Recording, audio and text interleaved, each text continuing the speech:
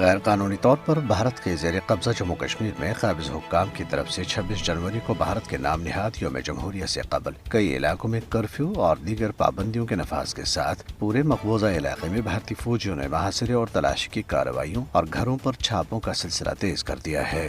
قابض فوجیوں نے سری نگر، کپواڑہ، بارامولہ، بانڈی پورہ، گاندربل، بڑگام، اسلام آباد، پلوامہ، شوپیاں، کولگام، رامبن، کشتواڑ، راجوری اور پونچھ اضلاع میں تلاشی کی کارروائیوں اور گھروں پر چھاپوں کا سلسلہ جاری رکھا ہوا ہے۔ قابض حکام نے جموں خطے کے ضلع سانبا میں رات کا کرفیو نافذ کر دیا ہے اور حکم دیا ہے کہ ضلع کے علاقوں میں رات 10 بجے سے صبح 6 بجے تک کوئی شخص یا افراد نقل و حرکت نہیں کریں گے۔ انتظامیہ نے تمام مکان مالکان کو ہدایت کی ہے کہ وہ اپنے کرایہ داروں کے کوائف حکام کے پاس جمع کرائیں۔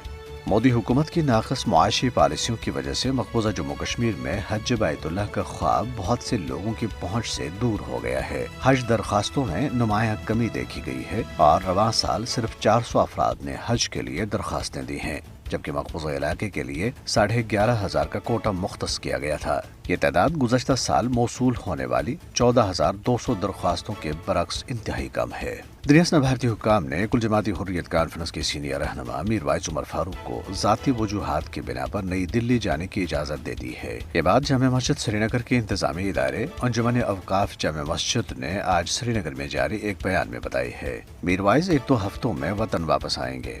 دریاسنا بھارتیہ جنتا پارٹی کی حکومت کی جانب سے ٹریفک حادثات پر ڈرائیورز پر بھاری جرمانوں سمیت سخت سزاؤں کے قانون کے خلاف 2 روزہ پہیہ جام ہڑتال کے پہلے دن مقبوضہ جموں کشمیر میں زیادہ تر ٹریفک سڑکوں سے غائب رہی۔ ہڑتال کی کال آل کشمیر ٹرانسپورٹرز کنفیڈریشن نے دے رکھی تھی۔ مقبوضہ جموں کشمیر کے علاوہ مہاراشٹرا اور نئی دلی سمیت بھارت کی کئی ریاستوں میں بھی ہڑتال رہی۔ راشٹریہ جنتا دل کے رہنما اور بہار اسمبلی کے رکن اجے یادو نے ریاست میں ایک تقریب سے خطاب کرتے ہوئے کہا ہے کہ حکمران بی جے پی 22 جنوری کو اتر پردیش کے شہر ایودھیا میں رام مندر کی افتتاحی تقریب میں بم دھماکہ کرانے اور الزام پاکستان اور مسلمانوں پر لگانے کی منصوبہ بندی کر رہی ہے۔